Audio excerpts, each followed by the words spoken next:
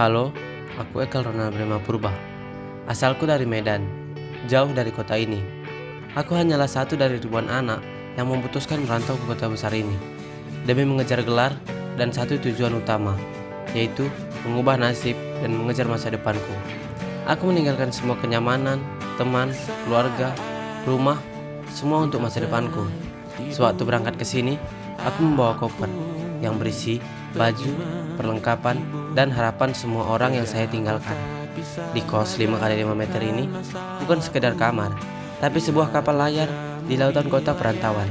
Sendiri aku nakodai, berbekal seadanya dan kompas berupa harapan keluarga yang tak boleh karam. Gedung-gedung tinggi, tempat-tempat asing, jalan-jalan bercabang, suasana baru adalah lautan tempat saya berlayar.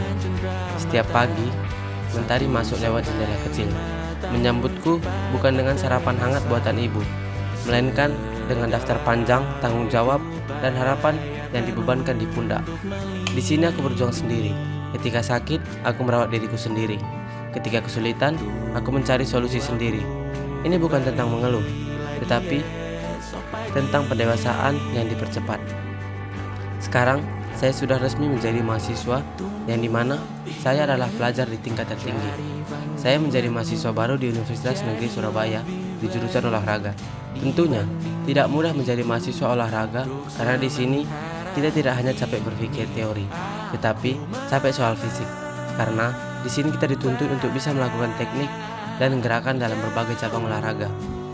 Misalnya berenang, yang mempunyai berbagai macam gaya renang, dan olahraga ini sangat menguras tenaga dan memiliki resiko bagi orang yang awam dan tidak memiliki basic renang sama sekali. Tanpa latihan, mustahil rasanya bisa renang dengan baik. Sekarang, saya ingin bercerita tentang saya dan mata kuliah renang, yang dimana mata kuliah ini beda dari mata kuliah lainnya. Setiap subuh, saat teman-teman kos masih terlelap, aku sudah memanggul tas, berlari, memecah kabut kota. Keringat yang tumpah di lapangan dan tenaga yang terkuras adalah bahasa diamku pada takdir. Di sini, kita diajari disiplin waktu dan juga diajari arti perjuangan. Sebelumnya, saya tidak bisa apa-apa soal renang dan tidak memiliki basic renang sama sekali. Berenang hanyalah sebagai wisata bagi saya, tetapi di mata kuliah renang lebih dari itu. Mata kuliah ini menuntut kita bisa bergaya renang, dan itu tidak mudah bagi saya karena saya harus memulai dari dasar lagi. Tetapi di sini saya diajari step by step oleh dosen, cabur, bahkan tak jarang teman saya mengajari saya. Tetapi tidak jarang saya selalu gagal, dan gagal. Tetapi bukan nonal namanya jika takut gagal dan mudah menyerah. Saya buktikan bahwa kegagalan bisa kita lawan dengan berlatih dan konsisten. Tetapi itu tidak membuat saya menyerah apalagi down. Saya akan terus mencoba hingga saya bisa melakukan semuanya. Sebelum renang kita harus menyediakan peralatan-peralatannya terlebih dahulu, seperti celana renang dan kacamata.